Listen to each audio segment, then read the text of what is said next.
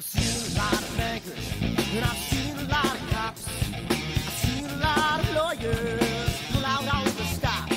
I've seen a lot of children with their parents in their hands. I've built a lot of women who refuse to understand. Well, I don't think I understand why we're making such a fuss. And I don't think I understand what's come of all of us. And I don't think I understand why we take this world for granted. I just want to get right back to Guitar Players Planet.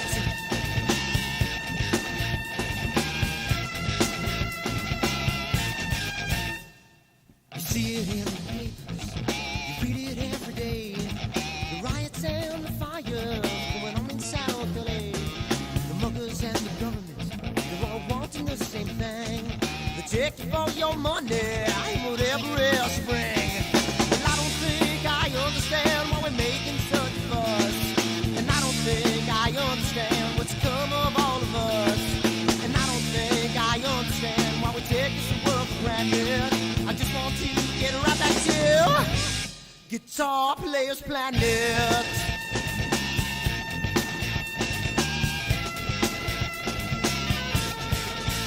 Take me.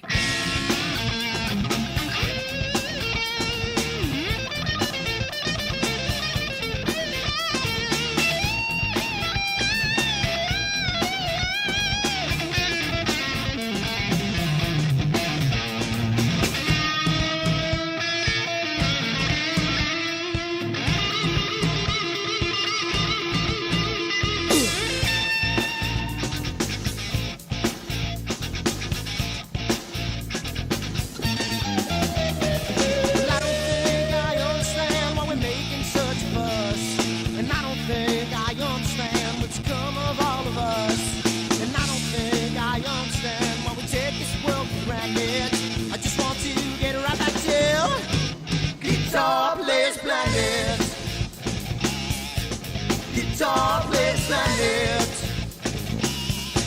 Guitar Players Planet.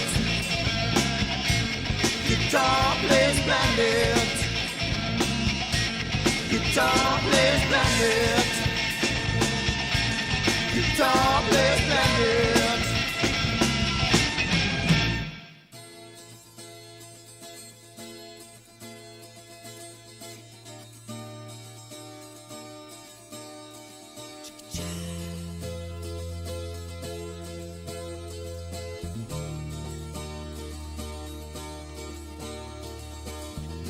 Sunny skies, the smell of palm tree air. Looking back, I could never feel fair. The way that music has touched my soul, the way that the South holds its control. But I've got a new way to choose. I'm gonna start running back to the land of new. Oh, na na na na na na.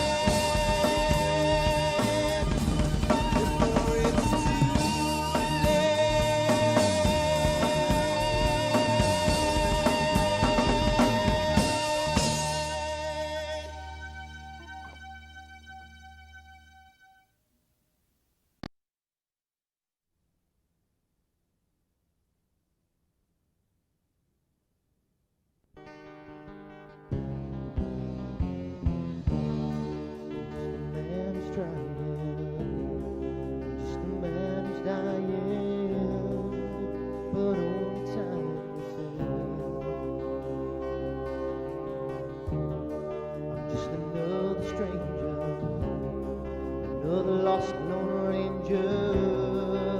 How can I break this spell?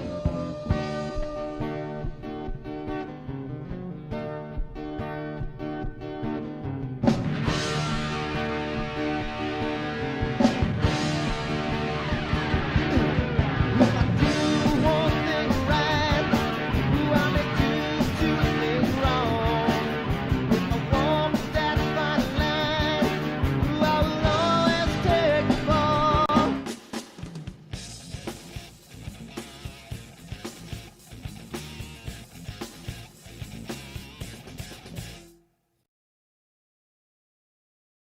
Everyone, Dan Higgins along with Eric Watson and Jason James at AstroWorld TV. Tonight's topic is different filters, and if you have any filters that hold on a second. If you have any specific questions about specific filters out there, because there's so many of them out there, please leave them in the chat box. We'll definitely get to them. And remember to subscribe to us on YouTube so we get notifications on when we post our reviews or go live. So guys, there are tons of filters out there: narrowband, solar, duos, tris, quads. Eric, Jason, what the hell? Where do we start? There's so many. There are too many to count. Too many. It's ridiculous. It is insane. Way too many. But they all have a purpose. There's always a niche for one of these or one of the others. So I actually spent time, put together a little PowerPoint. We'll talk, we'll show that in just a sec. But it's just too many. I mean, you've got clip filters, for, I think I got a clip. Well, you got clip filters. You got clip filters for Canon, Nikon, for Canon and Nikon. Full frame ones that are different. Yeah, I mean, there you go. There's some, clip filters. You got narrowband, you got broadband, you got some that help for chromatic aberration. I mean, there's too many to count. You got different colors. You got stuff for planets and lions and tigers and bears. So I got some filters here that I'm just showing. I mean, it's literally like these are just some of the filters that I got just sitting around, and there's just so many for so many different things going on. I mean, there's a lot. You got 2-inch, you got 1 1/4, you got 36. You got 36, dude. Circle, square. Look at this. I mean, look at all this. Look at all these filters. This is nuts. yeah, it's nuts. All mine are in my filter wheel, but I mean, this is what I had sitting around. But I mean, holy cow! And they're all meant for certain things, and we're gonna go over a bunch of them. I know Jason, Eric's got a nice little PowerPoint we're gonna go over tonight. Yeah. And we're ready to go. So bring it on, Eric. All right, man. So I am going to share my screen here. Let's see which one. Yep, that one.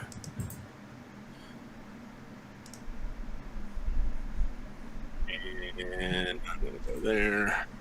All right. You guys see it? Yep. All right, sweet. Oh. So, filters. What types and how do we use them? So, okay. So no matter what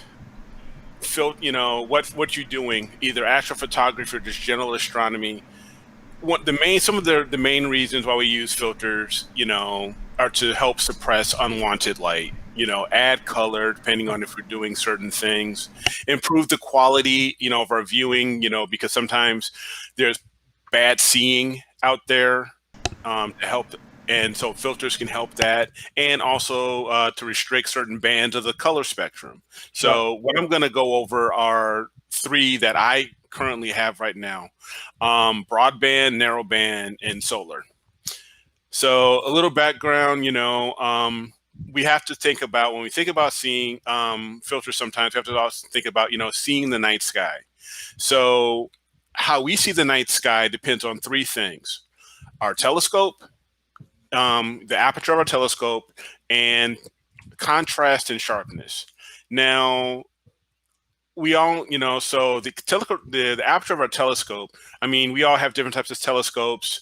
You really can't if you only have one telescope, you really can't control that. But the contrast and sharpness, that we can kind of control with filters.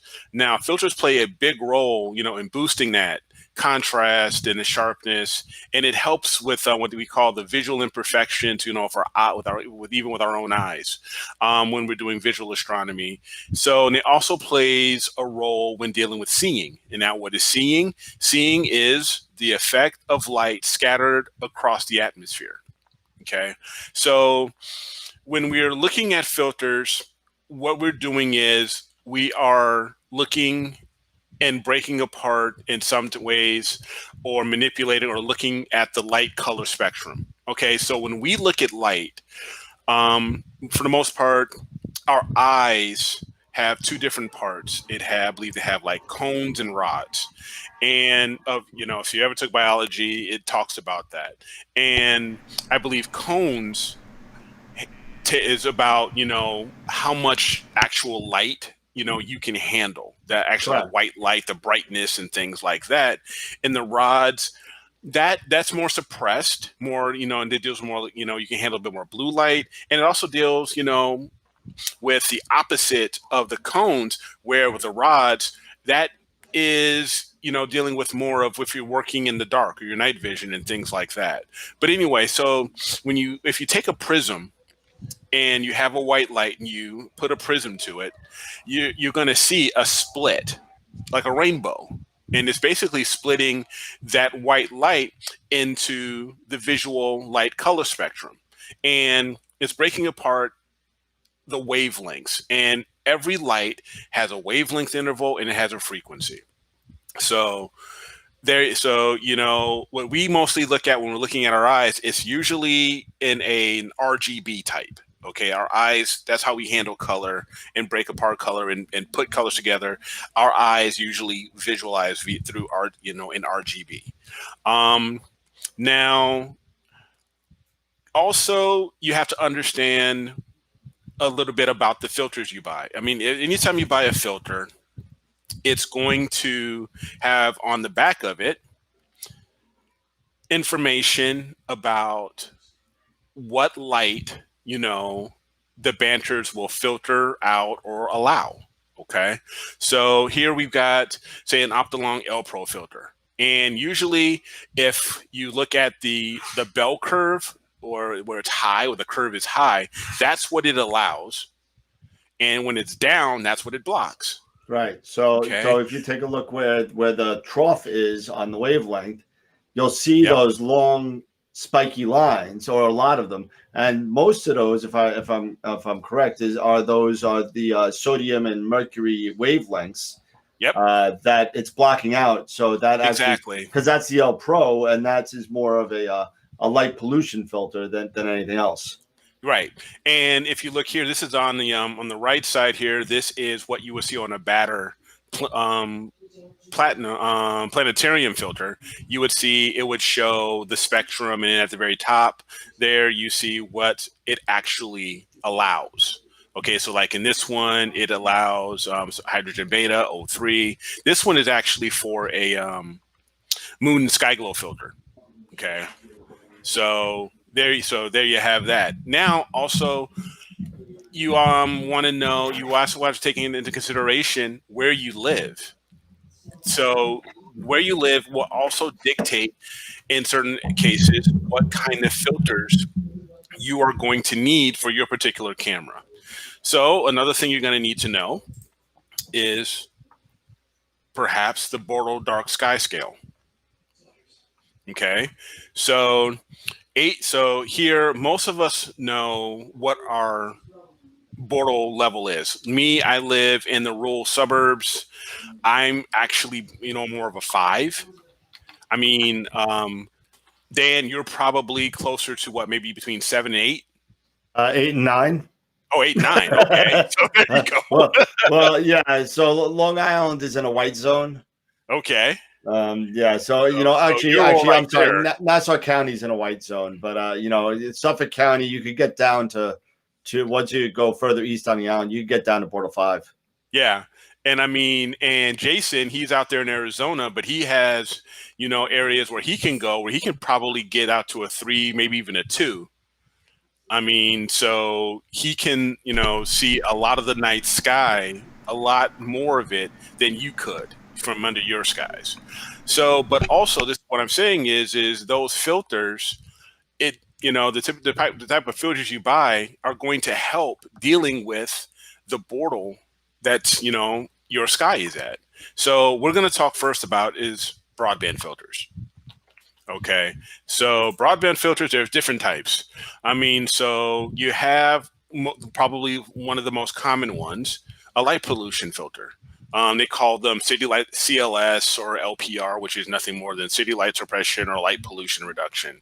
So unless you live in really Bortle 1 or 1 or 2 skies, you're going to have this in your collection no matter what, to fight that, that sodium and those lights, and even some of the LED lights that are coming out right now and stuff like that. So the sodium vapor, the mercury vapor lamps, this reflects that artificial light that is created by those city lights. Okay, so there's that, and a lot of common ones are such as the L Pro.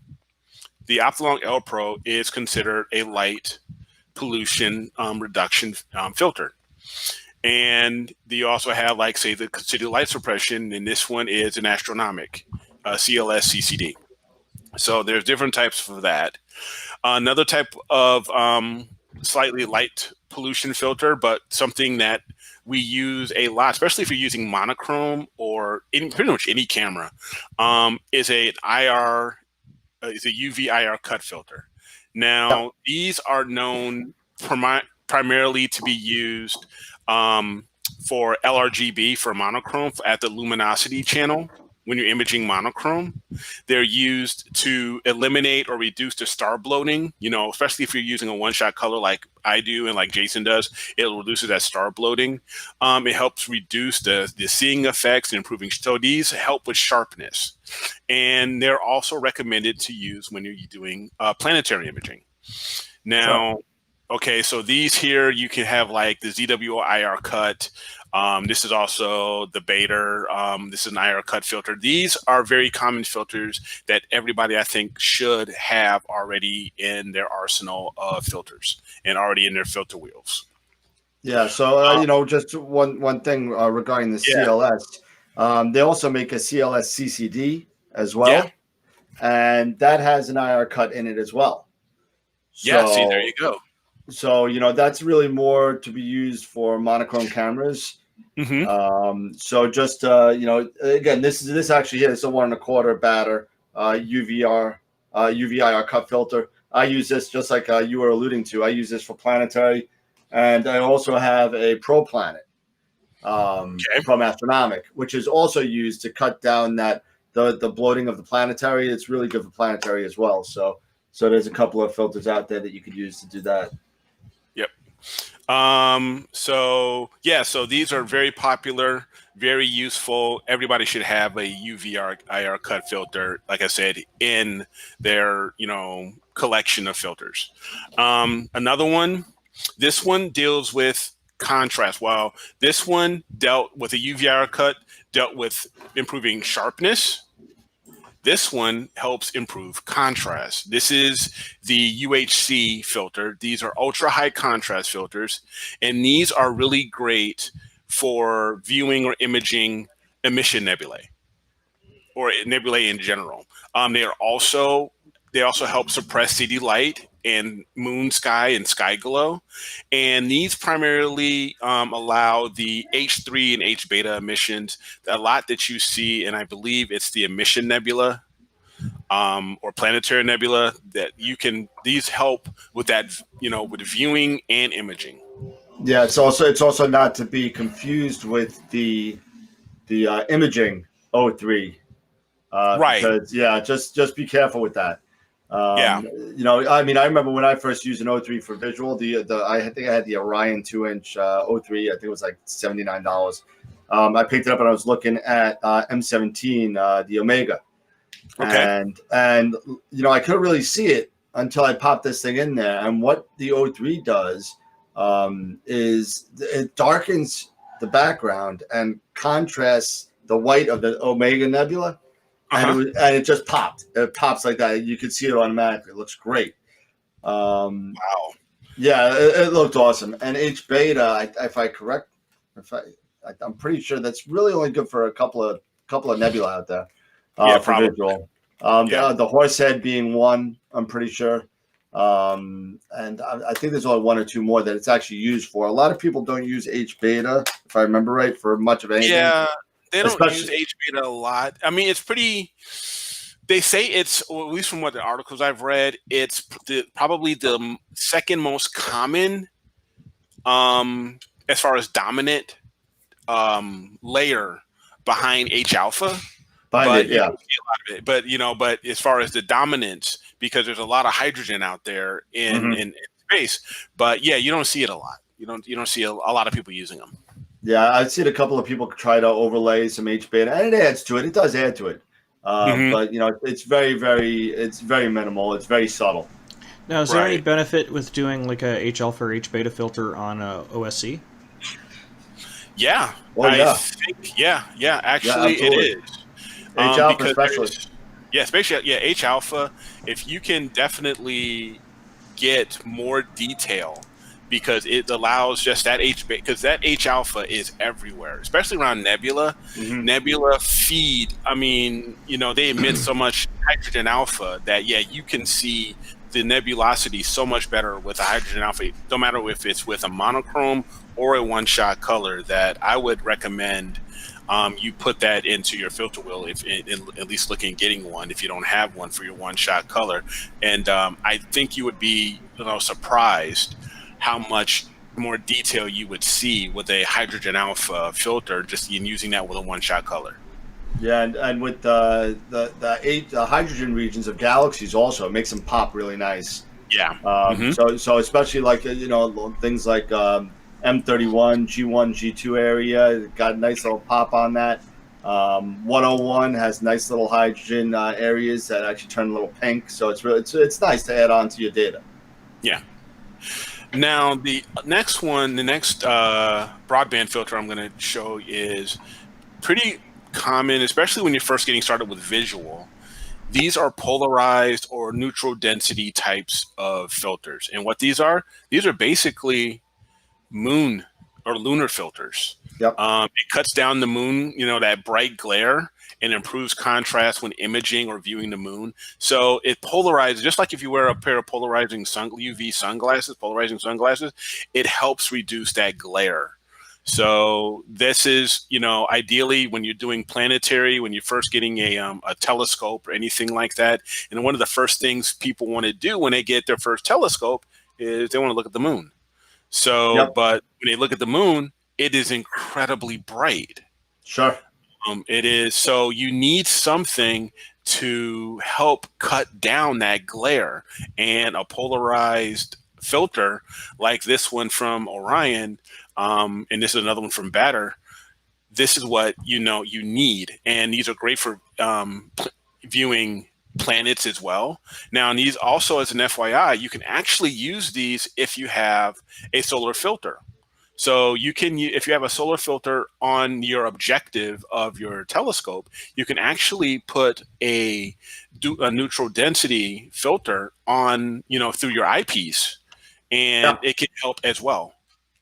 So, And one thing with the, especially with the moon filters, there's a couple of different things with moon filters. They actually sell some standard moon filters that are either I think it's 13 or 25% neutrality. Yeah. Yep. But they also sell a variable, and what it does is it's two filters opposing each other, so you can actually turn them, and it gets darker or lighter, so you can use them for different phases of the moon. Okay. And so you on a fuller moon you want it more darker. Yeah. On a quarter moon you want it a little bit lighter, so you see a little more, because it's not a lot of light coming off the moon, or a lot of sunlight coming off the moon, or whatever. Okay. So you can get that turning one. It's a variable, and they sell them in 2-inch and 1 1/4, both sizes. But you're able to use that for all phases of the moon, as opposed to buying a 13%, which may not be enough when you're looking at a full moon. Full moon, exactly. Okay, that's good to know. I had no idea you can buy variable types. Oh yeah. filters And I, like that. I actually not used my OSCs, but used my DSLR. I've actually used a variable ND filter to a lot of my Sure. lunar shots, especially with my 500 millimeter. Just really helped kind of draw it in, and you could get a lot better exposures. Okay, well, I think I might have to add that into my to my large, lovely collection of filters I already have here.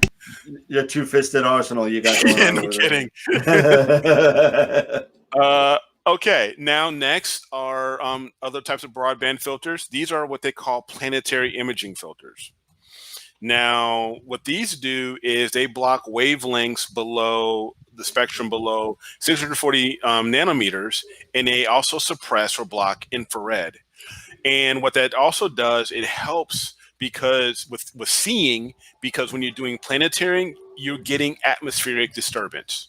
Yep. So this helps improve the seeing of and help combat that disturbance of those waves. Because when you're doing planetary, you get the waves and things like that. That's the atmospheric disturbance. This helps suppress that, or and deal with that. So these can also be used as a luminance.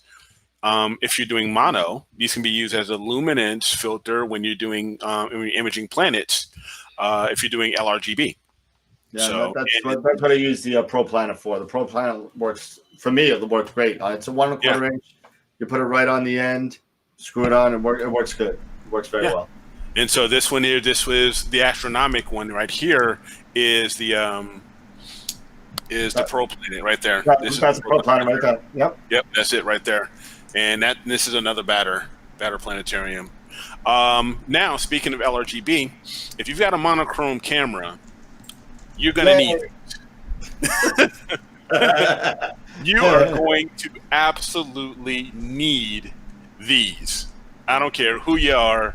You're doing monochrome, you're going to have to grab an RGB package. So if you want to have colors with your monochrome camera, you're going to need these color filters. And it's just basically red, it's red, green, and blue.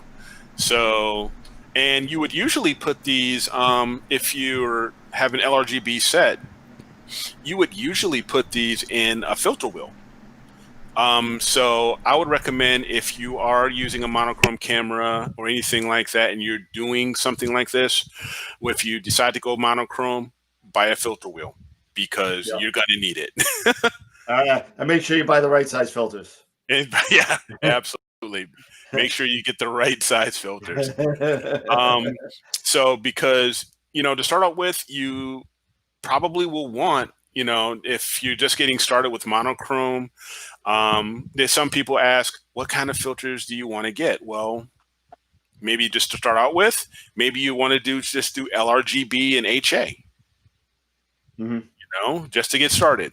So I would say, if you're going to get a 5 filter, a 5 filter wheel, go ahead and get a luminance, your RGBs, and a hydrogen alpha, to set up your package for the first time.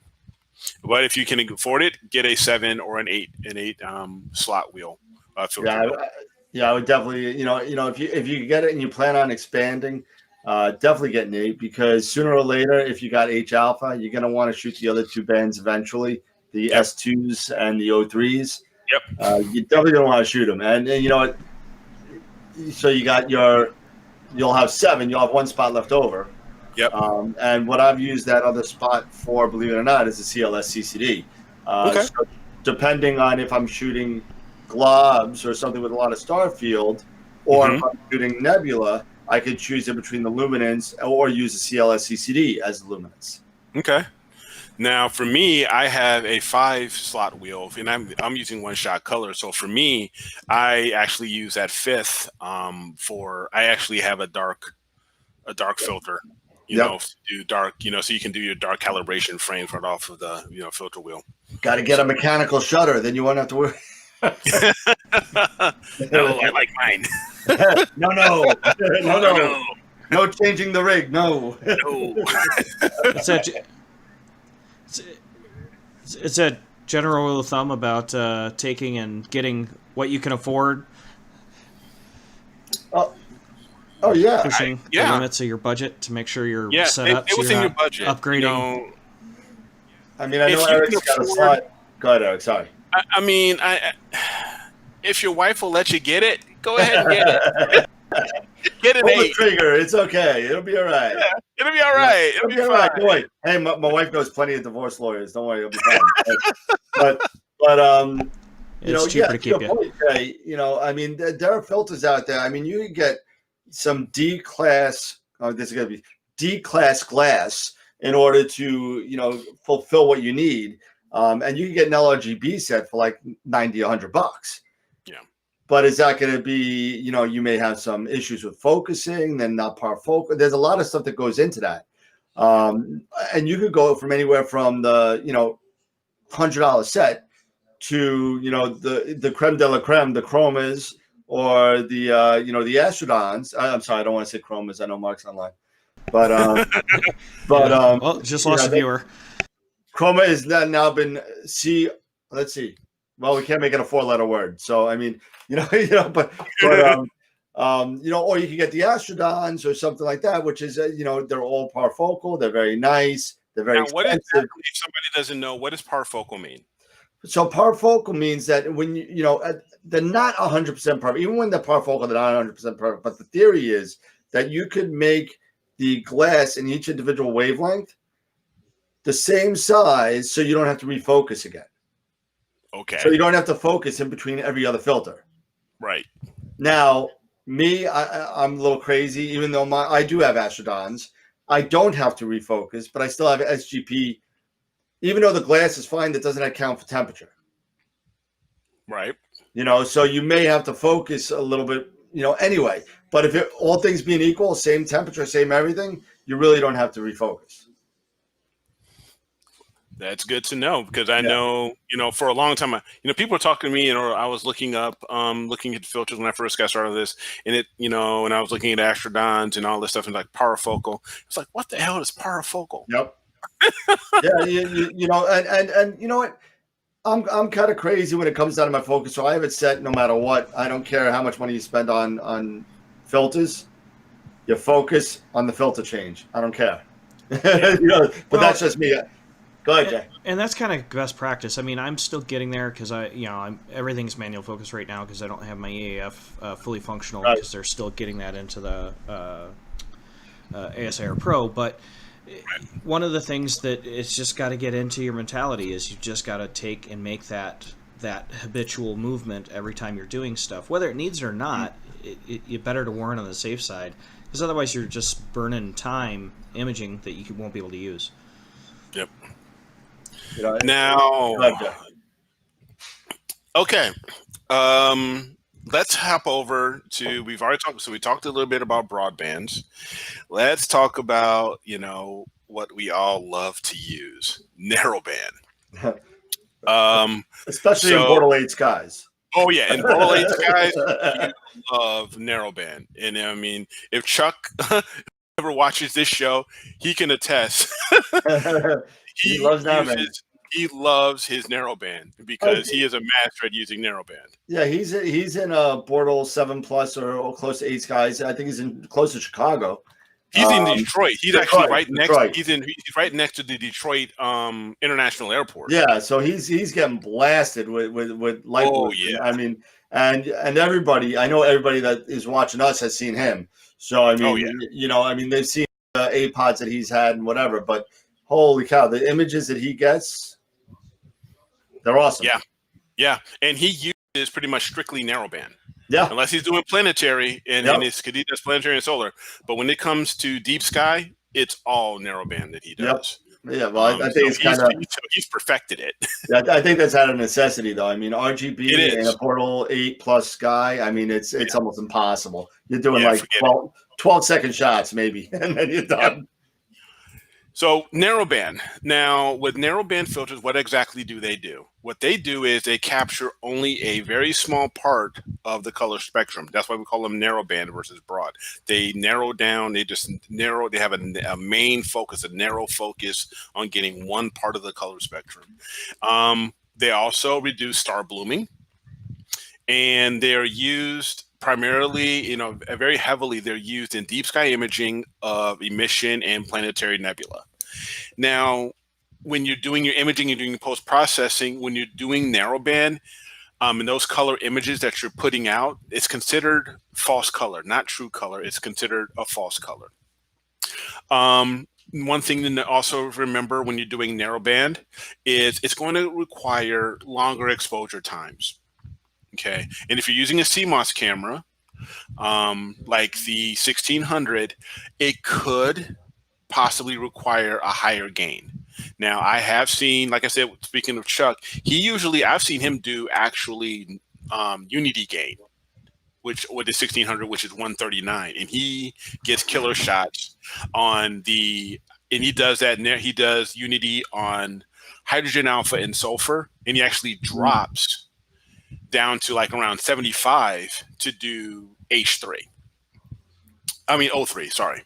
Okay. Now, there are primarily that there's pretty, I'm going to focus mainly on four of the more common narrowband filters. I mean, you have S2, hydrogen alpha, O3, oxygen 3, and hydrogen beta. Those are the four more common narrowband filters that people would usually have. But out of the top three, it'll be S2, HA, and O3. Yep. Okay. So Sulfur 2, it is on, as far as it is on the spectrum at 672.4 nanometers. Okay, that's its wavelength.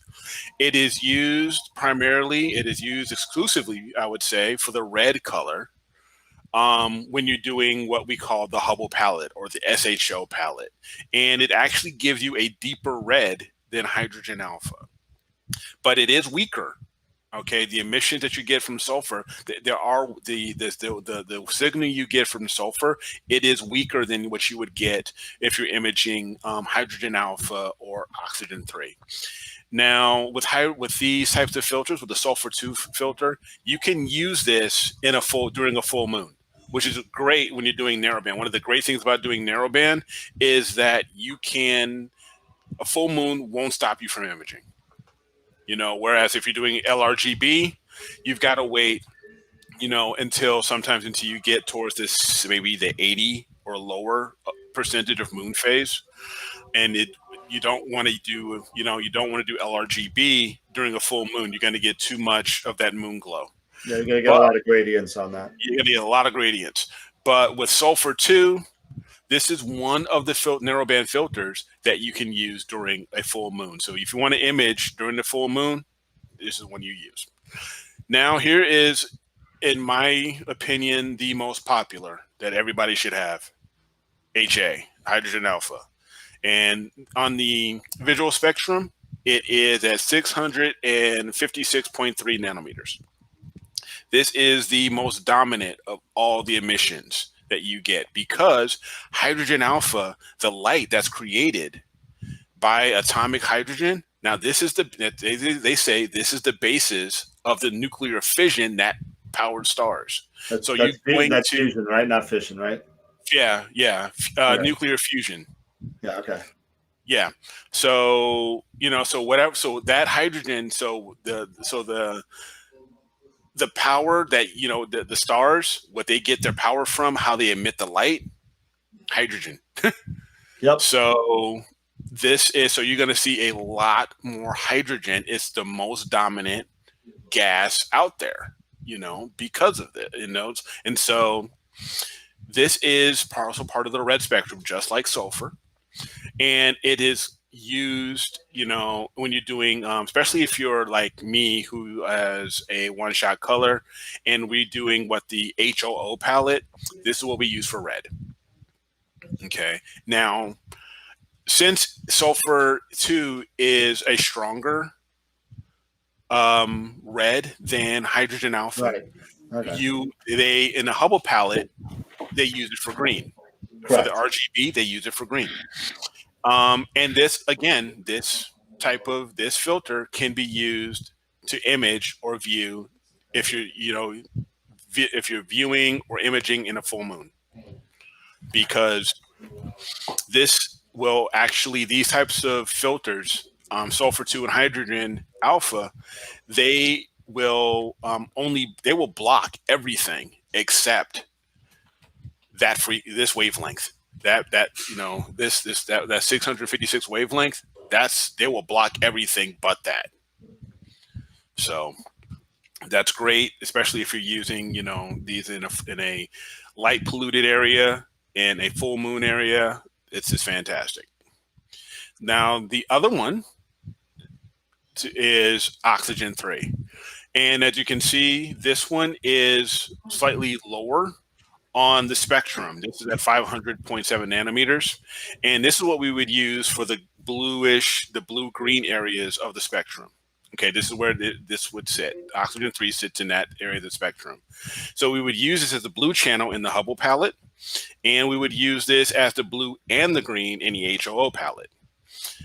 And this is the dominant line of emission. Oxygen 3 is more dominant if you're looking at planetary nebula.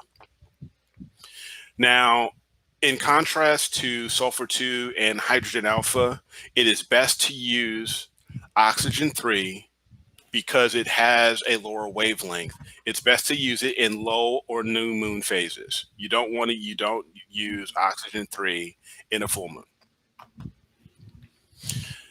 And last, hydrogen beta. So again, hydrogen beta, that's even lower. That's an even lower wavelength than oxygen 3. It is also part of that blue spectrum. Now, there is a method called the HAO-HB method, where hydrogen alpha is red, oxygen is green, and hydrogen beta is blue. So that is another method similar to the Hubble and HOO. But again, this is one where it's best to use this in low or new moon phases because of the lower the wavelength. So it doesn't block or filter out moonlight as well as sulfur or hydrogen alpha. So so for monochrome users, these are the filters you'd want to have, at least the first three, S, H, and O. Now, for guys like me and Jason, everybody but me. Everybody but you, man. Everybody but you. When I sit there, when I finally get my 150 PDS running, and I'll finally be shooting OSC. So I'll finally figure out how easy it is. I'll probably never go back. But but you know what? There is something to be said for monochrome cameras and CCDs and how sensitive they can be. Even though it's a lot, there's a lot more work to it. There's a lot more work to it. But I will admit the results from doing monochrome, because of that sensitivity, it's worth it. But for me right now, it is. I'm not ready. You know what? And when you want to do that nice SHO palette, or the Hubble palette, or the HOO palette, or whatever palette you want to put together, it becomes a little bit easier upon integration. Instead of extrapolating all the files that you'd have to do from a one-shot color. Yep. You would have them all separate, and then you could kind of just put them all together using Pixel Math and PixInsight, whatever you want to do. You could do all that. Yep. Well, and that's kind of where I've spent a bunch of my money and time is, picking up the Opalong series. So I started with the Pro and the Enhance, and have my Extreme that hasn't even seen first light yet. Well, we're excited to see that. I can't wait to see, because we just got them in also at the store. I can't wait. I'm gonna take one right off the shelf. I'm gonna be like, I'm trying one. Well, and looking at the actual spectral analysis, it doesn't change drastically, but it gets very finite points at that. Yeah, they just shifted the red side over. They got rid of the H beta, and then knock it off at, I want to say, like what is it, 640 or something like that. Something like that. I don't think I still have it. Oh, here it is. Well, they still got H alpha, so it's got to be over 650, 660. So. Yeah. Let me see if I can get it to come up full screen over here. Let me take my full screen and I'll show you. Yep. So this was an infograph that I created that had, let me get these off the screen a second. So you can see the different. So this is L Pro up top, L Enhanced, and the L Extreme. So you can see how finite the O3 is. Completely skipped H beta. Very fine point on H alpha. No S3. Nothing in the sodium. Just very, very narrow pickup compared to the L Enhanced, which gave you, for me, it was kind of my go-to for most of the red emissions nebulas. Sure. So this is really going to dial that in tight. So I'm going to look forward to redoing my North American and Pelican to get that content and see how that kind of comes together. Nice. So let me go back here. Let's see. Share this. Okay, let me know if you guys got my screen again. Yep. Okay, cool. So talking about those narrowband filters for one-shot color. These are the newest and baddest boys, in my opinion, on the block. And they have only been out at least since I started doing astrophotography, which has been about 3 years now. It's about the same time that these started hitting the market. And the first one I believe that hit the market was the OPT Radiant Triad. Yeah, the Triad. Yep. And you talk about expensive, and they are still expensive. I mean, when I first got that, it had to have been, I got a 1 1/4, and it was around $800. Wow. So yeah. Now there are several brands of these. I just mentioned the Triad, which is the one right here. You've got the L Enhance. You've got the STC Duo. Now that William Optics took over that, and also this is another one that I have is the Altair Astro. This is the quad band one-shot color filter. And these are very popular nowadays, especially for one-shot color users. So because they allow that band pass of only up to four wavelengths. Either with a quad, it's allowing S2, HA, O3, and H beta. So they isolate all those, and they do really good jobs. And these are great, again, for if you're going to be working in a full moon, you can use these. So if you have a one-shot color, they block the moonlight. They're great for light pollution. But they are, because of the amount of work they're putting into the glass for these types of filters, they are not cheap. I mean, some of these are, but in my estimation, they're worth it. Are they $900 worth it? I don't know. With the Triad, and now they've got the quad Triad. I don't know. Because I'll do my own thing right now. I don't need another filter. Yeah. And I tell you, I wanted to try a quad, but I wasn't going to spend like $1,100 on a quad Triad. So I got the quad band OSC from Altair Astro, and it does a great job. I really think it does a really good job, and this is only about $250. Wow, it's a quarter of the price. It's a quarter of the price. Yeah. So you can only get them in a couple of resellers here in the States, because Altair Astro is more of a UK and Europe company, but there are some distributors here in the US that you can get these from, there's not many, and that's where I was able to find one, was through those distributors. Yep. So if you have a one-shot color and you want to do narrowband, this is what you could do this is what you do. These are the filters you would consider to do that.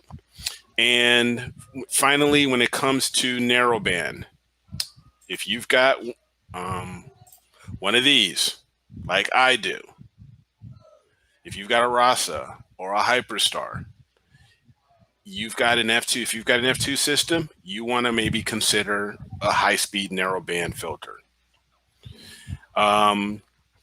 These filters, from what I understand, they usually have a band pass between 7 to 12 nanometers, because anything lower than that, you start to get shifting because of the speed. Because if you're shooting at f2, you can't use pretty much the standard narrowband filters, because you will get band shifting. So they have developed, Beta is one. They're probably the most common high-speed filter, the ones that market the heaviest and the most well-known. They're not cheap here either. They're about just under $1,000 for all three, but it's for all three filters. Okay, and they are specifically designed for high-speed imaging systems like the Hyperstar or the Raza. So they are used for f2. I had personally was thinking about this, but I went ahead and, based off of some recommendations like from TJ Connolly, who has a Hyperstar on his 9 3/4. He uses 12 nanometer. And when I was considering my filters, I had a chat with someone over at Star Arizona, and they told me that actually they've been testing out with their Hyperstars, and they're able to actually use down to as low as 7 nanometers without any band pass. All right. So you can. So there are several different brands. If you want to stick around between that 7 to 12 nanometer band pass, there are several brands out there that you can consider. You can definitely go for the, and you won't be disappointed with the Betas. They're expensive, but quality, costs money. You get what you pay for, and quality costs money. That glass is worth it. But if you don't have that type of money, but you do have a high-speed imaging system, consider Astronomic or Optilong. They have those 12 nanometer filters, and they're reasonably priced, and they do a great job. They got the 7s and the 6.5s too. Yeah. Yep. And so, so we'll talk a little bit about, like I was just talking about before, the cost. You're going to shell out the cash for better glass, plain and simple. So, if you want the better results for your images, break out the piggy bank, because it's not going to be cheap. So remember, with narrowband, narrowband filters, the lower the band pass, especially if you're looking at Astrodon or what's the other one? Chroma. And we don't want to talk about much. Chroma, yeah. Yeah, but the lower the band pass. Yeah, but the lower the band pass, the higher the price is. So you can go down, say, with down to 3 nanometers, but you're going to be paying for it. But the quality is there. They have the glass is there. There's a huge difference in price. Huge difference in price from the 7, or actually the 12 to the 3. I mean, it's hundreds of dollars. Yeah, it's hundreds of dollars, because it just takes, it's so much more labor intensive to make a band pass of only 3 nanometers as opposed to 12. It's a little bit more forgiving, as far as manufacturing is concerned. Yep. So it's real important to understand why it's more expensive.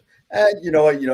I also, correct me if I'm wrong, but the lower the band pass, the longer your imaging time is going to take. Yeah, that sounds about right. I mean, if you're really only letting so much light in, you're gonna, I would understand why your imaging time is going to be longer. Yeah, and that's a very good point. It is a pretty tight correlation. Now, I haven't done it, but I have been watching a lot of the different YouTube clips. And University of YouTube has been my go-to. But it was surprising to see. It was almost a 30 to 40% gain from what I recall from my early research. The tighter that band pass was, the longer that they had to image, or more images to be able to get the same data. Correct. Yeah. You may not be taking more, 30 minutes as opposed to 5, but you may be taking 6 more 5-minute images. Yeah, exactly. Yeah, especially with Starlink floating around, you don't want to take the 40-minute images. So, well, you can. It'll dither out. Don't worry. It all comes out in the wash.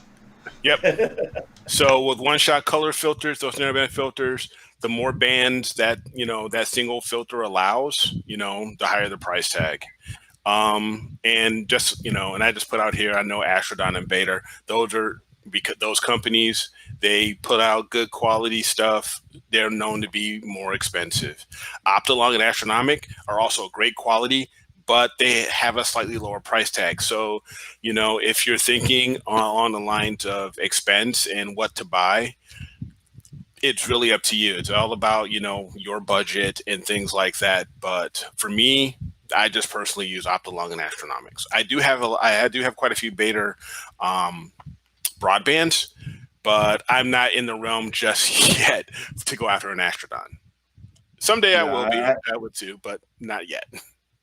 Yeah, I got the Astrodon LRGBs, and the only reason why I got it was because bread and Affirm are wonderful things.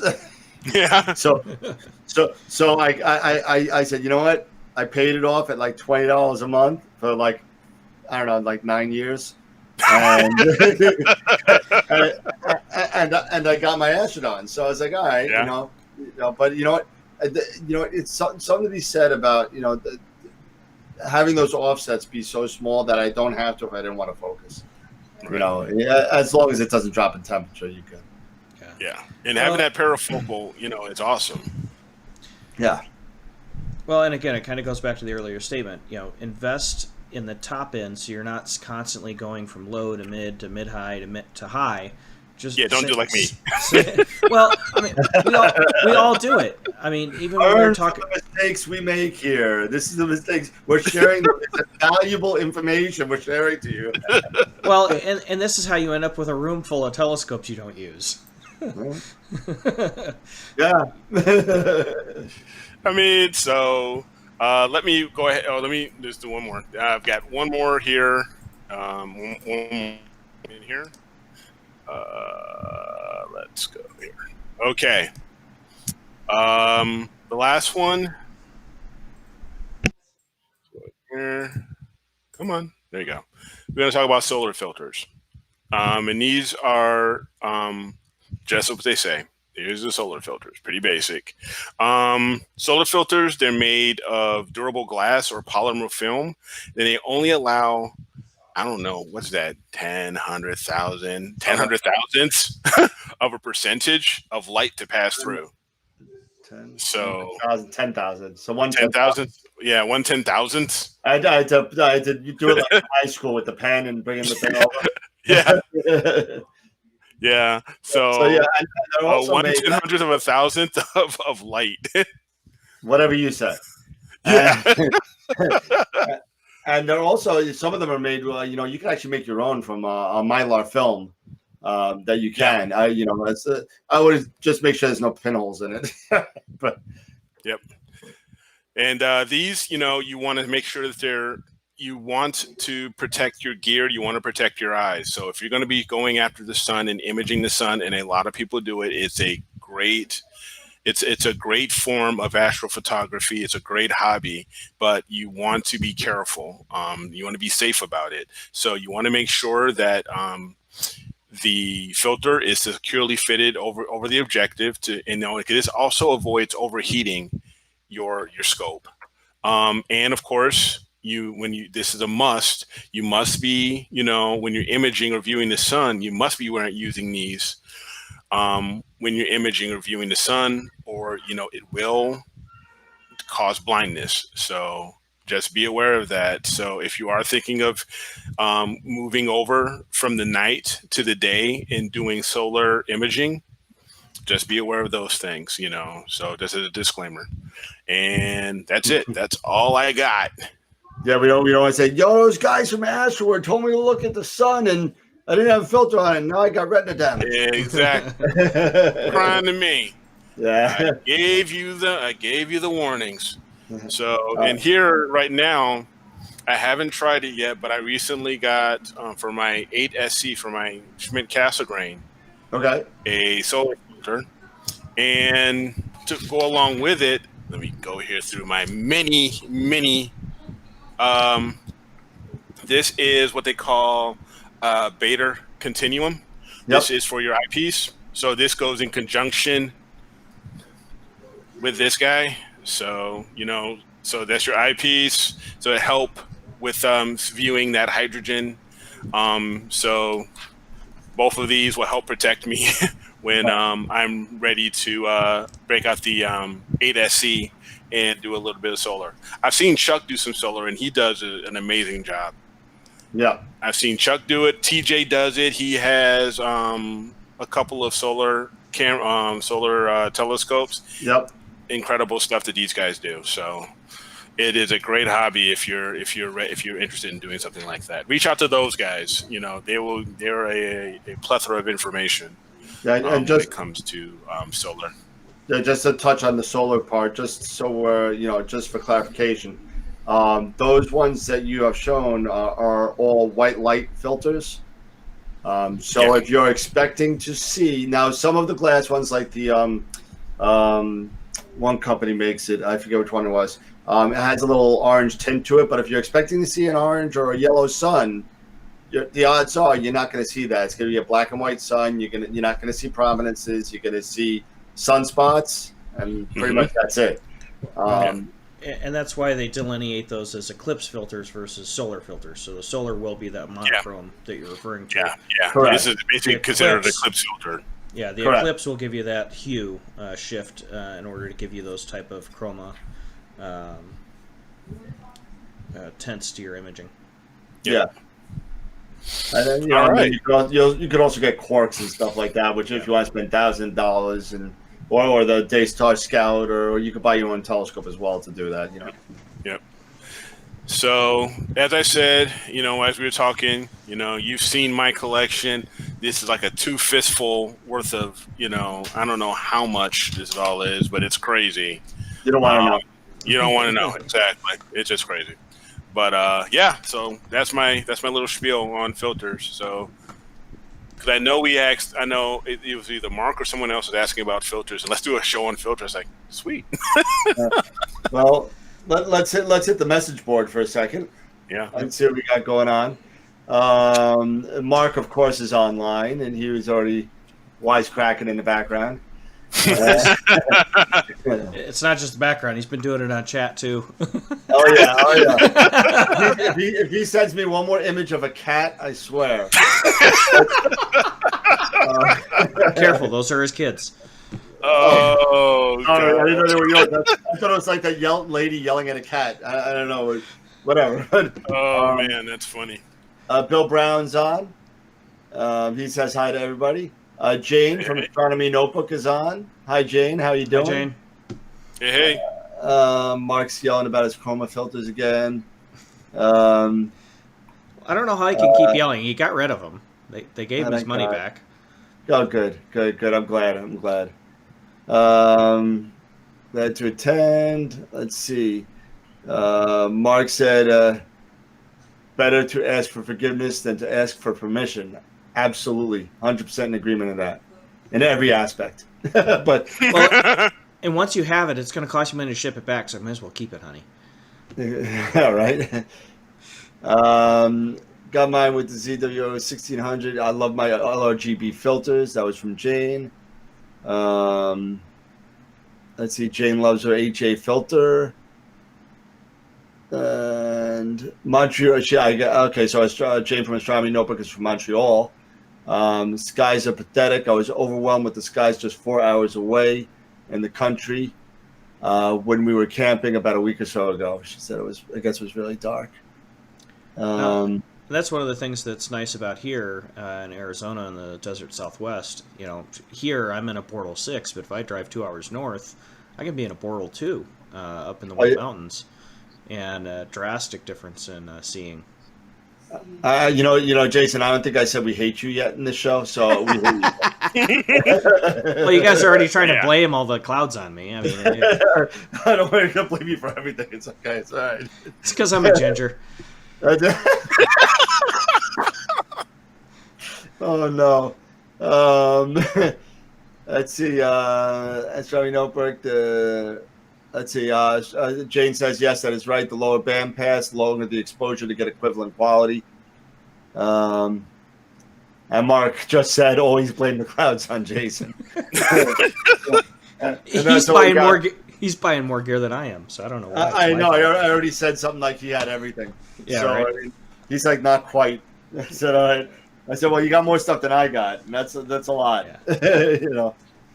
But yeah. So filters are very very important as far as imaging is concerned. You're going to need a whole bunch of them. Yep. And they're all done for really different things. I mean, it's really, really important whether at any one time you may be using up to 2 or 3 at a time. At sometimes, you'll be using your L profile light pollution filter, and then you got, your color filter. If you're doing mono, so that's 2 at a time right off the bat. Yep. Well, and that's one of the things I've been kind of thinking about was, and that's part of why I broached that question to you earlier was, might it be worth looking at trying to get a decent mid to upper quality HA filter to throw on the OSC to focus on those and add as a night of imaging to one of my L enhanced or the L extreme images to just further bring that out. I'd probably take the HA, plop it on the one-shot color, and add that to a color shot. Kind of like doing like an HA LRGB. Correct. Yeah. Correct. Okay. Yeah, you're just gonna have to extract the luminance out of the RGB, and then plop that on there. Okay. No, because that's one of the things that I'm kind of starting to work on now that I've gotten fairly decent. Still need some work of the North American Pelican that I showed off last week. I want to spend some time kind of going through that SHO false color that Eric did the tutorial on. Yep. Just to be able to see what type of color and stuff I can pull out, because I know that doing the SHO palette, there's a lot of blue and yellow that come out of, especially the Pelican. I don't think quite so much. Yeah. I don't think quite so much in North American. It's pretty heavily hydrogen alpha. Yeah, it's going to be red. Well, and that's fine, but to get that pop of color would be really cool. Yeah, I don't think it emits those 2 gases. I think it's mostly hydrogen. Yeah. Because any picture that I've seen, it's either black and white or red. Yeah. So. No, right, Eric? Yeah, I'm playing with my ASI Air. Oh. I thought you were sleeping for a second. No. I'm getting. You know what? I'm getting some projects started, man. I did my PowerPoint. You get an ASI Air, ASI Air Pro, man. You can do this at home. or you could get one of these and you'll be all right. Yeah. So see, the thing is that that's not on your scope right now. So this is not mine. However, this is not mine. Okay. That's why I have it here. This is a project. Unfortunately, there's an issue with this one, and this is the first one I've ever seen an issue with. But it's, of course, it's not an Eagle problem. What do you think it is? Windows. It's a Windows problem. Yeah, we're all 3 computer guys. We know this. It's a Windows. I know that's why I threw it out to you guys. so yeah, it's a Windows issue. It got stuck on crash. Yeah, it got stuck on the last cumulative update, and it just won't do anything. Yeah. Well, and that's actually the problem I had, and I had to re-image my computer 2 nights ago to be able to get things back up. Because one of the Windows updates got stuck, and it's just been chasing my tail. That's why I only do Windows updates like once a year, and I'm usually a year behind. Yeah. Wait for everything, wait for the bugs to get out. Just like I don't buy the new Apple. I wait for a year and get the year before. Right. But I do have some good news. What's up? So Tom Bramwell. And this is exclusive now, so this is the first time everyone's hearing this, I think. Tom Bramwell locked in to be on the show, and he's the head of Prima Luce Lab US. He's based out of California right now. He is going to be on the show August 29th. Nice. So he's going to be on the show. We also, and I think it's okay to say this because she said wants to be on the show as well. We're also going to have Astrostace. Yep. Oh, Stacy's coming. Yeah, Stacy's coming on. Stacey Doughton, nice. Stacy's coming on. I spoke to her via Facebook Messenger, and she said she'd be happy to come on down.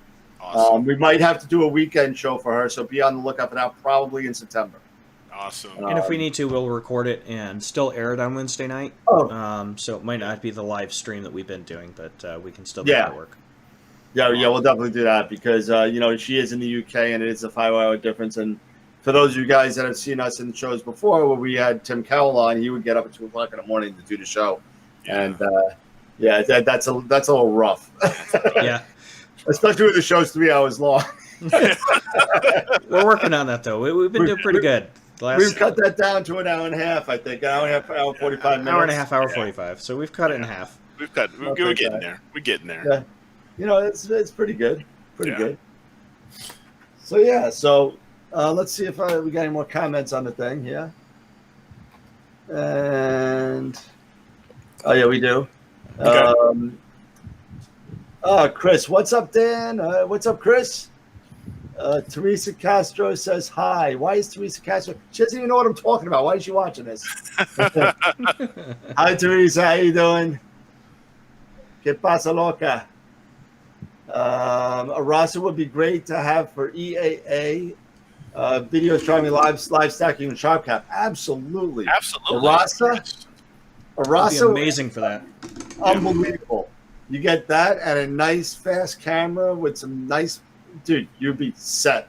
Yes. Especially for outreach. I know a couple of people on Long Island. We have an observatory called the Avalon out there, and a gentleman, Mike Barnett, runs it, who does an awesome job by doing it. I love that guy. The guy's great. But he runs this thing, and he does. He's actually setting up for live streaming. He just came in. And he was like bought all this stuff, and he's doing live streaming from the Avalon. I think every Saturday night, as weather permitting. So I'm going to put a link to that on the AstroWorld site, and we'll get that going. Let's see. Shout out Teresa. She's watching. Okay, I get it. Teresa's watching me. I get it. She missed it. She was going to the bathroom. Hi, Teresa. How you doing? So Mark was asking about using the 6200. The I just saw that. And the Rasa 8. Would that be fast? I don't know if you can use this. I don't know if you can use the 6200. Can you? Technically it'll fit, but but as far as capturing it's counterintuitive. It's a lot of pixels for something that size. Yeah, especially at that speed. Mm-hmm. I mean, I would use something slow. Even like a 1600 would probably be good. I think you could even push like the 2600. The APS-C that I've got would work. No, absolutely. But I think full frame's pushing a little bit much if going that fast with the Rasas. Let's see. I'm just looking to see. I think that's going to be a little too crazy. I agree with you on that one. Yeah. I mean, you can always try it and see. You might get awesome results. Who knows? Give it a shot. Put it on the video and let us know because we'd love to see it. Yeah, he's got to get a Rasa first. Okay. I mean, that's okay. I mean, you're going to need another house, man. Well, he's already talking about having to move out of the, Bortle 12 skies, as he puts it, to get out into a darker area. Dude, out of the three of us, I got the worst skies, so I don't even want to hear it. I don't even want to hear it, especially coming from somebody over there, flying in a spaceship. Well, just because, as my wife said, I'm finally getting a picture that closely matches my ego. My head's always in the clouds. Now I'm just up in them. That's awesome. That's good. They came in the other day and saw this backdrop, and my wife is, oh man.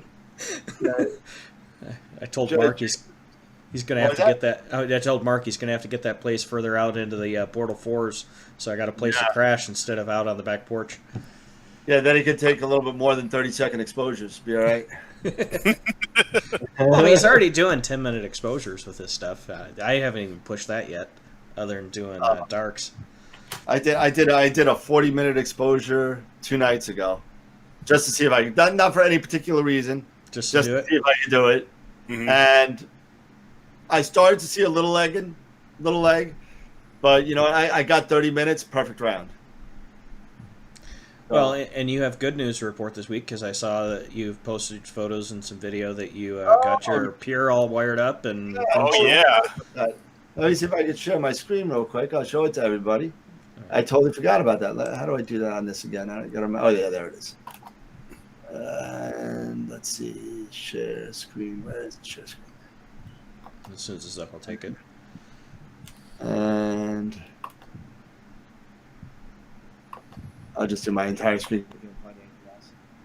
And private Facebook thing. Howdy nights. Facebook. And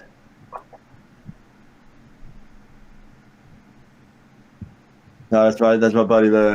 Bye, Felicia. There we go. There it is. There it is.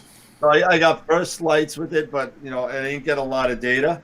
I got like about 4 or 5 minute pictures of M13.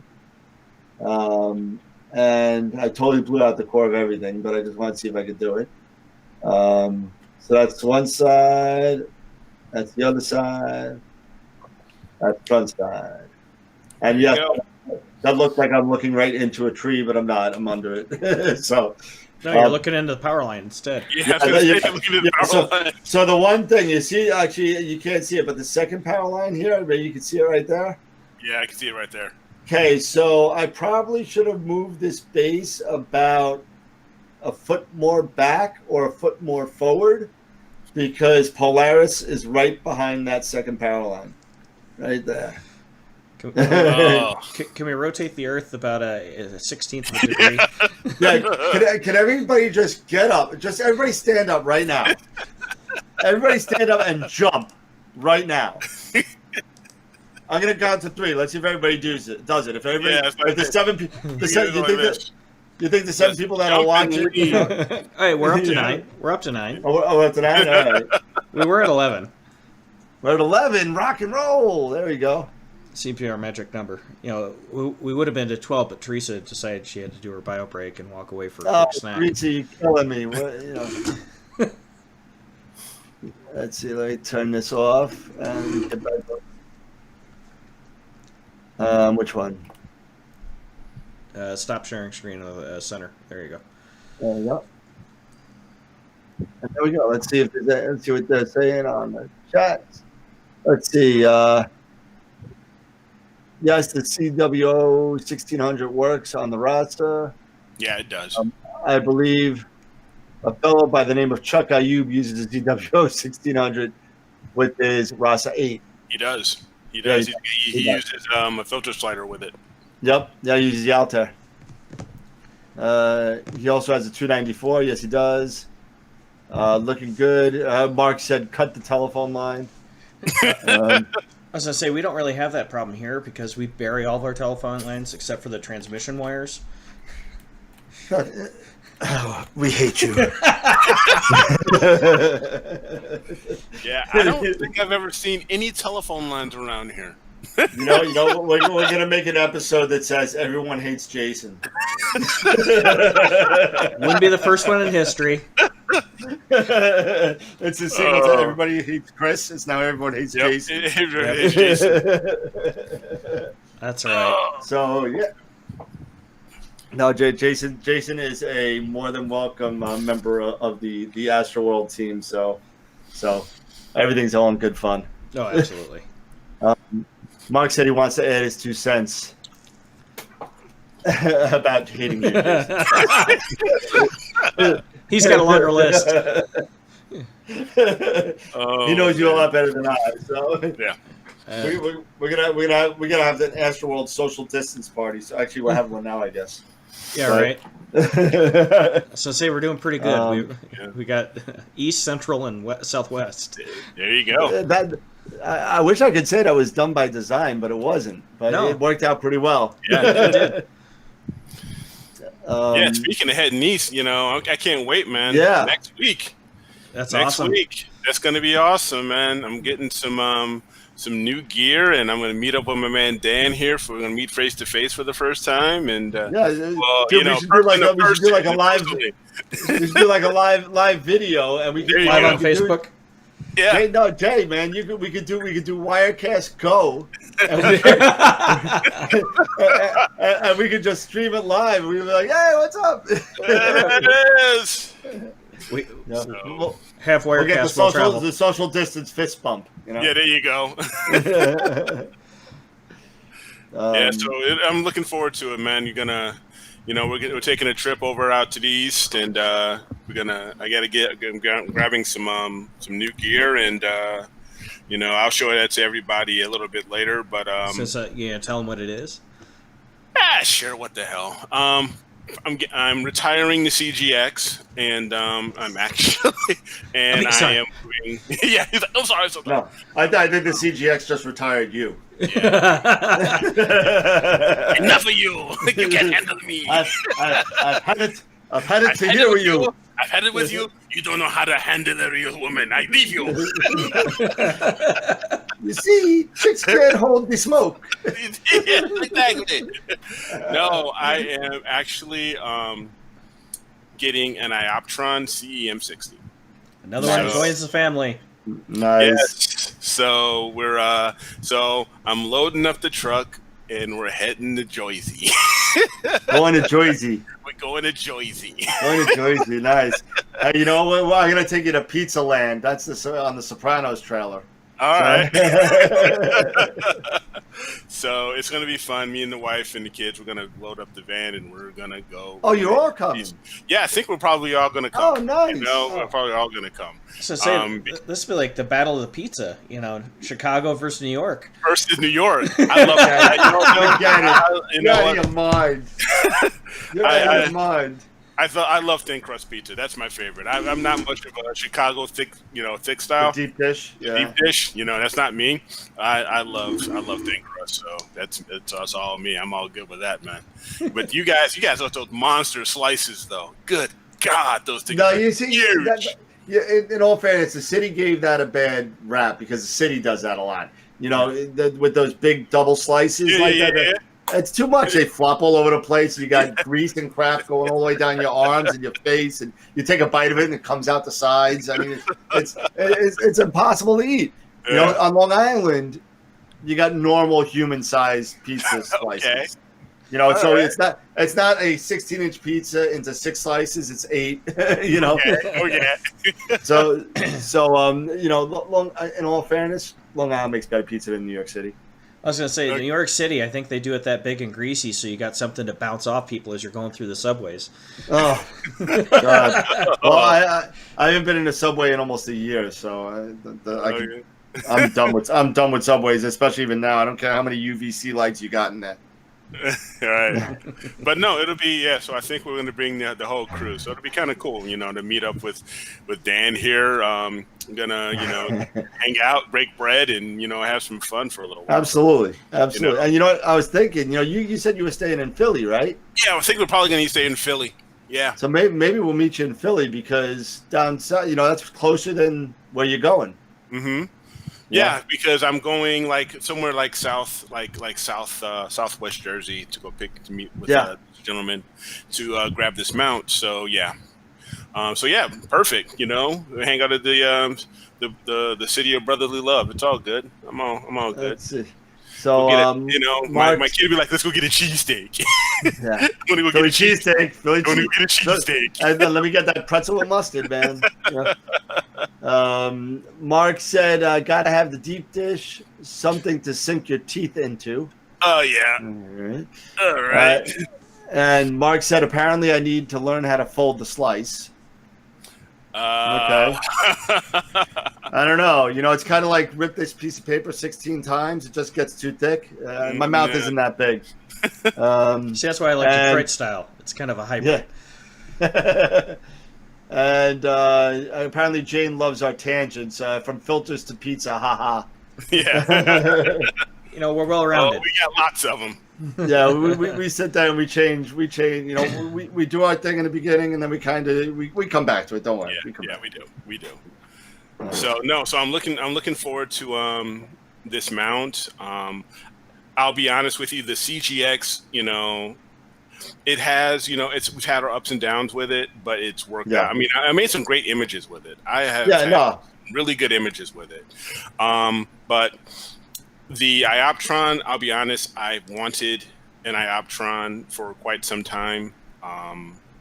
And it's now just lucked out. We're able to get one and get it at a fair price, because the CEM 60s are actually retired now. If you guys didn't know, the CEM 60s are retired. They've moved on to the CEM 70s. A little bit of more payload, and actually they come with quite a bit more features standard than the CEM 60 does. Depends on the even tier. The standard ones. What is it? The standard one, it came with the iPolar. The CEM 70 comes with the iPolar, doesn't it?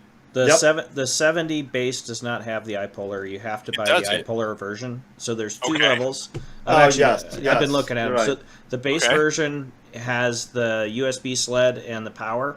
But you have to go to the $2,900, almost $3,000 unit in order to get the iPolar, which also gives you Wi-Fi built in. It does have the GPS on both. But you also get USB 3. You get USB 3 on the newer one, on the higher price one. On both. Oh, you get USB 3 on both. Yep. Okay. But I just couldn't. Right now, not in the budget. But if I can get a CEM 60, and I'm getting a Tri-Pair. That's awesome. I love my Tri-Pair. I'm using the 40 with my Tri-Pair, and it's a remarkable difference. I only shot for about a week and a half, 2 weeks on the. I bought the 2-inch tripod. Yeah. And it was nice, but talking with TJ and Simon and a few other guys, they kind of steered me towards looking at the Tri-Pair more efficiently, and a remarkable difference. I went from like an average of 0.8, 0.9 on the tripod to my best has been a 3.8 or a 0.38. Average is usually about a 0.7. Okay. That's awesome. Yeah, and I've had to use, with the CGX, I've had to have it, at least for my backyard, I've had to have it stabilized. I'm using a JMI wheelie bar. If you guys ever seen some of my videos, I've got it on a wheelie bar. So now I think I can go ahead and remove all of that, get rid of the whole thing. You won't need it. I won't need it anymore with the Tri-Pair, and I'm already planning on getting a permanent pier anyway. The Ioptron permanent piers are compared to a lot of other piers that I've seen are really fairly priced. They're just under $500 for, I think it's the 36-inch. And I'm going to go ahead and order that anyway. And then I'm just going to have to work on, digging a nice big 36-inch deep hole and pour some concrete down there and then get things going. But yeah, I'm looking forward to it, to finally getting that pier, so that'll be the next thing. I'll probably have a pier before the end of the year. That's going to be awesome. You get it before the ground freezes, man. Yeah, I was going to say you have to get it around October so you can get it in before the first frost. Yeah, I'm probably gonna order it. The pier. I'm actually gonna probably order the pier within the month or so I can go ahead and start digging and get down there. I've heard people say you should want to flare out or bell it out the bottom if you can. So I'm gonna see about doing that. So I'll have to just make a wider hole.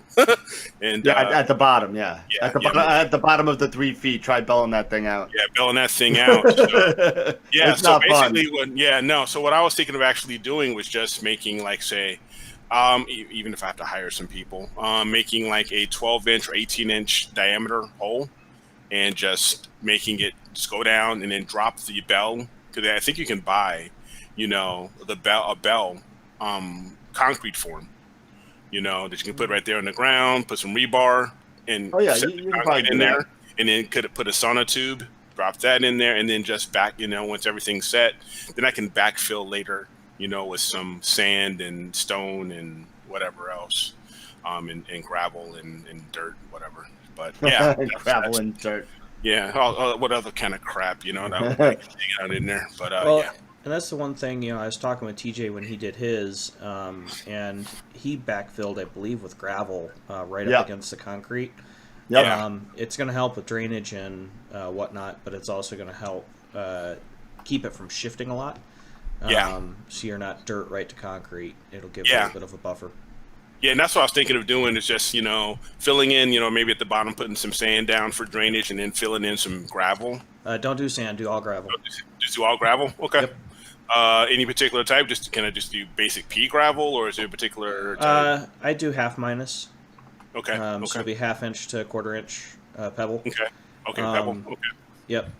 Yeah, you don't want to go too fine because then you start getting into sand-like particulate, and then you're not getting the benefit. You need those bigger stones. You don't want to go above 1 inch. Okay. I mean, you can, but there's really no call for it. Right. It'll just make it a lot easier once you're dealing with, especially with frost lines and stuff in Michigan. I grew up out that way in the Midwest. Dealing a lot with footings for houses. That's how we built the footings for the houses and for porches. Okay.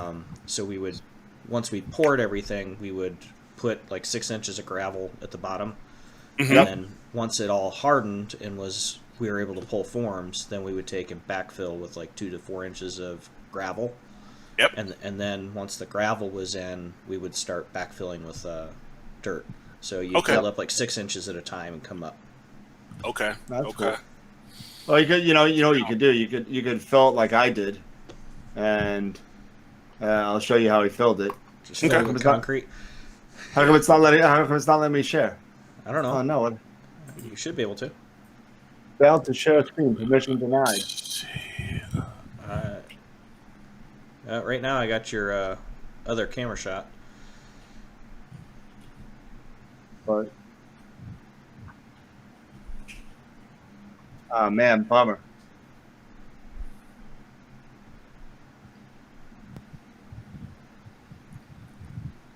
Not letting me share. It says permission denied.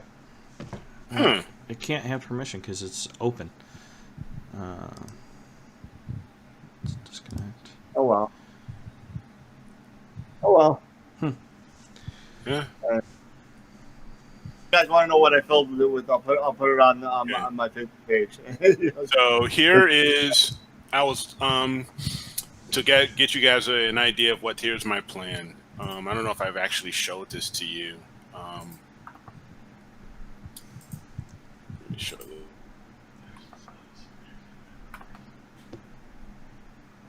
You can see this. You gotta do a whole shed roll off. Yeah, so a whole shed roll off. So this is the plan. So yeah, I'll have the pier here, and then I see that he's done his with rock, so I'll backfill it with rock, and then have railings and just do a simple rolling pier. Rolling shed. Just get a Rubbermaid shed, and he seems pretty popular for observatories, and because I've seen quite a few of them out there, and so I'm going to take this. And unfortunately, the actual link to this observatory or this picture, I guess it's down now, so it's only on Pinterest. So I'll have to figure out how they did that. Yeah, I actually saw that about a year. Yeah, I actually saw that about 6-8 months ago. I saw. I think you and I were talking about it. Okay. And it looks kind of cool. Yeah, it is. It is. I fixed it. Doing. And let's see. And all right, so yeah, that's what we filled this. We filled it with this guy. I guess Mark wasn't that far off. He said bodies. That's what he was attempting to bell it. He actually got deeper in there, but he was trying to bell it out the bottom. Okay.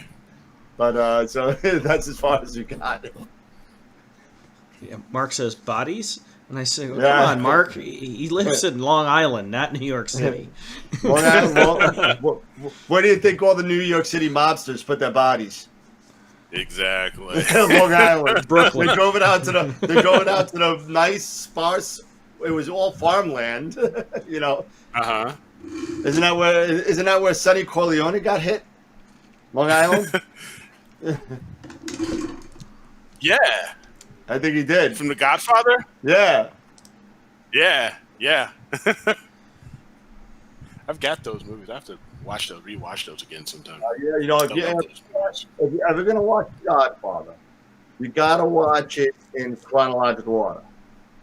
Yeah, And when you do I that, got all three. yeah, there's something called, I think it's called the Godfather Compendium or Godfather Collection, and it's all three movies. But if you remember the first movie was like in the 60s or 70s. Yeah, And 60s, 70s, yeah. And the other one, the Godfather 2, went back to the 30s. Actually, I think it was 1909. I think when Vito came over on Ellis Island, 1909, 1910. Yep. And then starts back then. It goes all the way through the 40s and the 20s and 30s when Vito was, a young guy played by Robert De Niro. And then it goes back and forth between Michael in the 70s in Vegas. Yeah. And so they take all the stuff that's in the past, they put it in the beginning of the movie, then they go to the Godfather, the whole movie, then the rest are 2 and 3. So you can run it straight through like 13 hours. Yeah. And what you got going on here? What? And filter. Oh yeah, that's awesome. Didn't TJ also fill his pier with sand? I think he had a combo, didn't he? Yeah, he did a combo. But the big thing that he did was he built a deck that completely supersedes it. And then he put a 2-inch buffer between his concrete pier and the deck so that all of his movements would be isolated. And he did all of his decking with like a 8x8. So I mean, nice. It is solid. Yeah, he framed it up real well, and it's on concrete footers itself. That's awesome. I mean, I'm just happy I got my 12x12 square. Yeah, I hear you. Well, my thing is, like, I really want to do a pier, but the problem I have is, it works great for my northeast-south or northeast-west, but I can't get a good shot south, which is, I've got the tri-pier, so I can move it around if I need to, but the place that's going to fit best is right in the middle of my backyard, and I've got a 4-year-old, so it's not going to be conducive. Yeah, my wife didn't want it in the even if I put it in the middle, I would lose everything if I put it in the middle. That just happened to be the best place for me for my backyard. So I got north, I got a little west, I got a little bit of everything. I don't have one big swath of sky, so I may be doing 2, maybe 3 targets in a night because it's just out of view. So that's where I'm fortunate because I'm a 2-story house surrounded by 1-stories. So I have the ability to capture most everything in the northeast, north, and northwest. But I can't shoot for crap to the south. Even if I went to the very far of my fence line, I wouldn't be able to get over the house enough to be able to get most of the images. I'd have to go between the houses, and then I've got 2 or 3 street lights that are right in line that are going to make. Yeah, you're shooting right over it. Yep.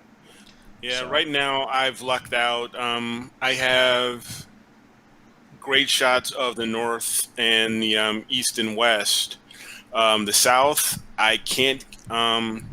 Just where I'm positioned, it's great. I get about up towards about the 20 degree or 30 degree point, and I can get somewhat over the house from that point. So for me right now, I've lucked out on basically buying, the best house in the best location that I can get. But there's nothing but just like you, I have a 2-story house, but I'm also surrounded by all 2 stories. Yeah. So, I can't go low. So I can't get like Antares or anything like that from my backyard. I'd have to actually go in the front yard. And then I've got light pollution out from all the LED lights, in the front of the house. So I can't get, anything from the south, if I go that route. So I take what I can get from the backyard. You can by using filters. You can bypass most of that LED wavelength. Yeah, I can. But the only downside is like I say, if I want to go low, I can't because I've got all these ranch level houses that are at that, right at that level. Right at that 10 degree, 15 degree level. All of them are right there, and it's just like, whatever. Yeah, I don't know. 10 degrees, 15 degrees is very low to be imaging anyway, but, Yeah. Well, Yeah. and the problem that we fight with here, especially in the desert Southwest, is anything below 20, 25 degrees. You have such heat, especially during the summer. Yeah, you do. Yep. It has to It's not worth clear, and by time it clears, that gives you about 2 hours, 3 hours tops of imaging if you stay up all night. So it drastically changes your shooting capabilities, which is a unique thing to learn about. Because I didn't get into astro till I moved out here. Okay. Yeah. So. Yeah. Sorry, no, it's not 15 degrees. It's 20. Sorry. 20. All right. It's 20. It's all good. So you'll be good for the comment next week. Oh, but you're not going to be there. You're going to be in Jersey. Yeah. Hey, no, but I caught the comment. Hey, I caught the comment in the backyard. Good. I saw that. It was pretty slick, because the first time I caught the comment, the one that I posted on Facebook, I actually went to my son's elementary school. Okay. And I caught it there. And that turned out great, and I was using my my Canon DSLR with the White Cat, the 51 millimeter White Cat. This one that I just gave to you guys personally, I didn't post it on Facebook. That's one I caught with the 533 and the Rokinon 135. And it just happened because I was I'm working on a project, and I said, "Oh, NeoWise is out here and it's high enough. Let me grab it." And there you go. Enough, and it turned out great. So that's awesome. I wanted to try again this weekend, but the weather doesn't look great. So yeah. Speaking of weather, I am actually going to call it, guys, because we've got some great clear nights right now, and I'm going to go kiss my wife goodnight because it's our 15th. So absolutely. So happy anniversary, man. Thanks, man. Congrats. So I'm gonna kiss her goodnight, and then I'm gonna run outside and continue on. So I got to get things ready with the Pro here. It's acting, the ASI Airs. It's acting a little wonky right now. I'm using my AVX mount for this project. So it's basically my travel mount.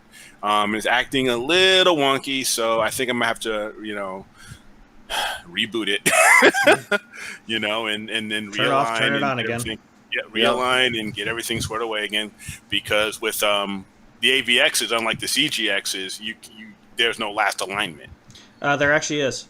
There is? Yep. It's called Use Last. It's very, very helpful. Okay. Just go a little bit further down in your calibration list. Yeah. Okay. The list, it's there. It's like the fifth one down. So the fifth one down. Okay. Well, then I'm going to do that. I'm going to just shut this guy off, reboot it, and get this imaging going. So got a video I'm working on the Shark Nebula. Yep. So it's going to be fun. I got my little boy involved. So, he's helping the old man out. Nice. So, all right, guys. Well, you guys have a great one. Later, everybody out there on YouTube, and clear skies, and I will catch you guys later. All right, thanks, guys. Eric. Sounds good. All righty. Later. All right. Later. So what else you want to talk about, Dan? Is Eric still here? No, he stepped off. It's just you and me now. Oh, okay. All right, cool. Well, stick around. I don't care. We can talk about anything. What do you want to talk about? I don't know. All for me, it's been depressing because we're in monsoon season now. So I've really, the last 2 weekends, wanted to get out and photograph NeoWise, and it's just been too clouded over. With our monsoon season, we get a lot of cloud buildup starting at about 5, 6 o'clock. And we'll have clouds until after 11 or 12. And unfortunately for us, no rain. It's just heat and stupidity right now. I mean, humidity. Well, I got a little bit nice, and this is a little low, but I'll bring it out. I finally found this. And you're not going to be able to see if I go too close. It's going to be out of focus. Out of focus, yep. But this is a Messier pin. Oh, yeah, we were talking about that the other day. And I finally got it. And you get this for visually observing over 80 Messier objects and sending a report to the Astronomical League. So I got my first Astronomical League pin, got my Messier pin. Awesome. So actually I did it with last year. I did it with the with a scope at the Messier Marathon, and I was able to visually and be verified on 87 objects in about 9 or 10 hours.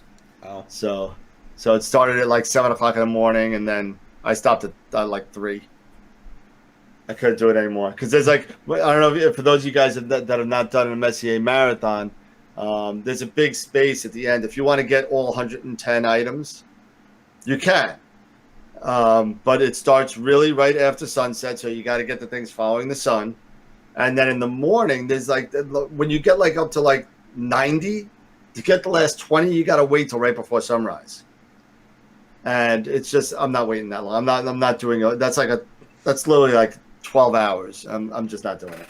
Yeah, I know last year when I started talking with some of the guys with the East Valley Astronomy Club here in Arizona, that was the one thing. They're like, oh, you got to come do the Messier Marathon. And I'm like, I don't quite know enough to be comfortable with that yet.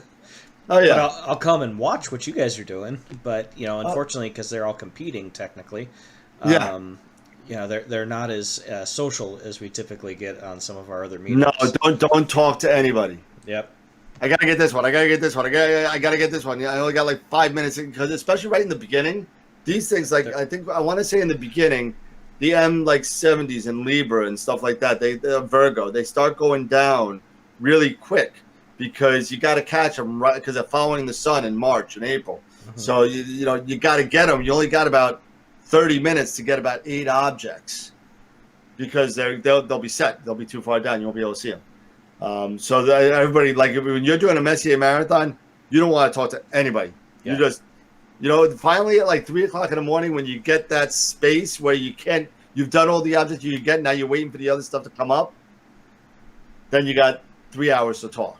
Yep. Well, and then you're trying to eat, drink. Yep. Get your eyes to work again. Yep. Oh yeah. It's ridiculous. But so you know what? I actually is that people are still watching. Okay, so yeah. So for the Star Wars fans out there, you a Star Wars fan, Jay? I am. You are. All right. Yep. So I saw a report or a rumor report that the lady Kathleen Kennedy, mm-hmm. Who's in charge of the latest.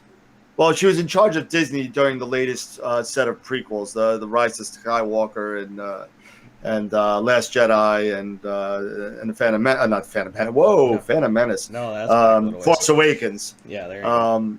So she was in charge during then. So something happened with Disney, and apparently she's fallen out of favor with the Disney people. Really? And so there's a rumor going around is that they're taking the last 3 movies and kicking them out of canon. They're getting rid of them. Really? They're saying it didn't happen. So it looks like over the next 5 to 10 years, we may be seeing a new set of sequel movies. Wow. They're looking at totally destroying the whole last 3 movies. Well, I mean, you got to figure they're doing something with going with the granted it was Disney with the Mandalorian. I think that they're looking at a completely different modality. Yeah. Because they're getting away from so much of the book and the heart of what those prequels, sequels, and whatnot actually did. Yeah.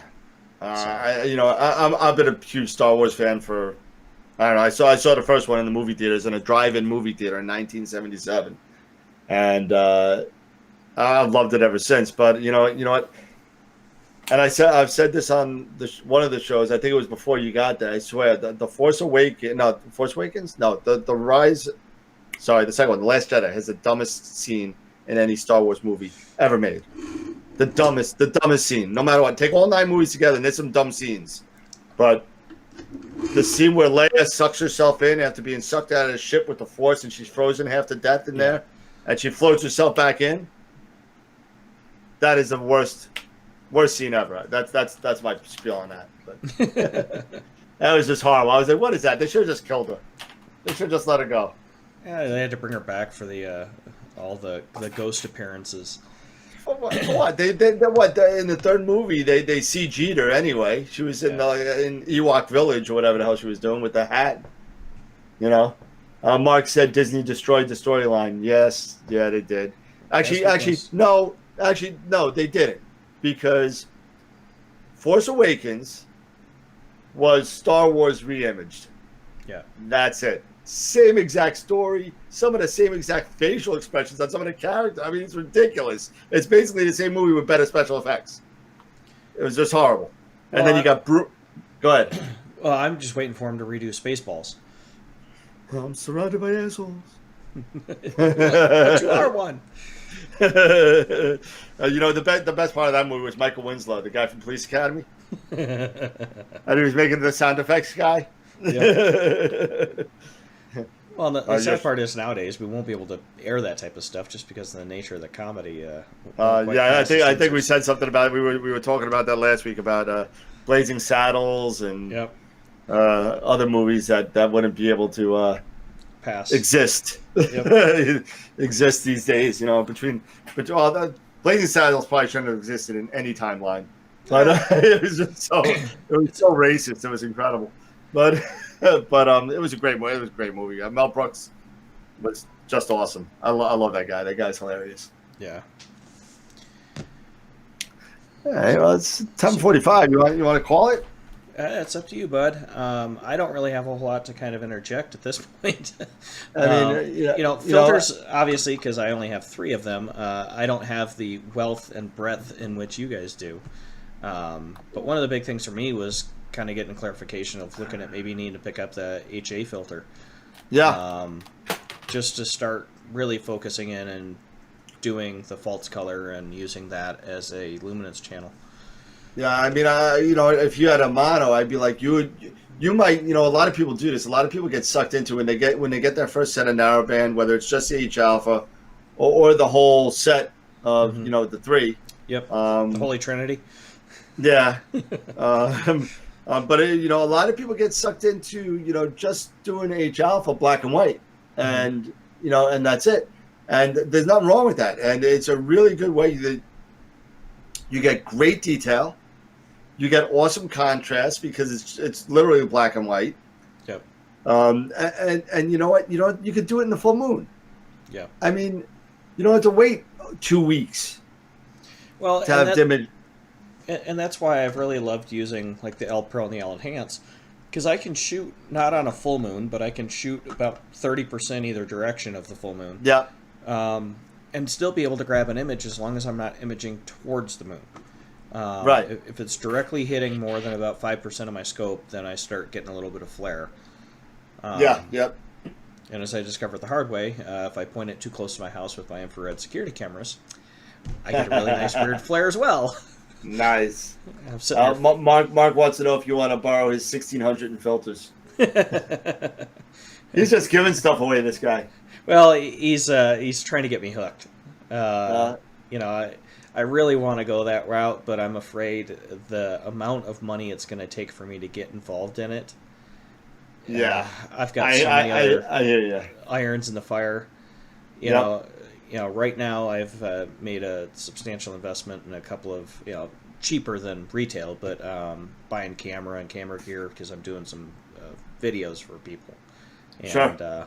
It's taken some of the assets that I would have liked to have spent on Astro gear, but I got to focus on staying afloat right now in this whole COVID situation. So yeah, absolutely. You got a tough situation over there.